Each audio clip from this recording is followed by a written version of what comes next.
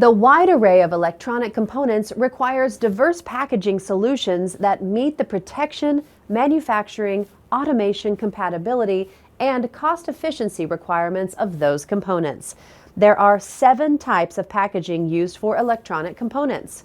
Tape and reel packaging places components in precisely spaced embossments along a carrier tape.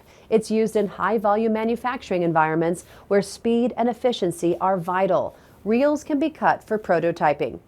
Tube or stick packaging offers a secure, organized method for handling semiconductors and sensitive components. It offers excellent protection for delicate parts. Tray packaging uses plastic or metal trays to precisely organize components, enabling the handling of larger or more delicate parts that require extra care. Bulk packaging is a cost-effective method used for durable components that are less sensitive to damage during shipping and handling. Waffle pack or chip tray features a grid-like structure that holds individual components in separate compartments, making it especially good for tiny, sensitive components.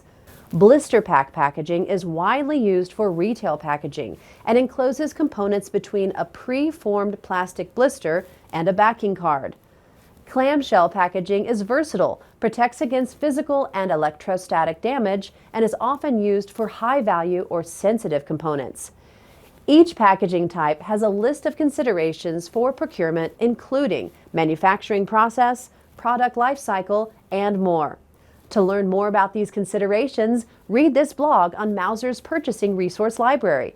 Find the link in the description below.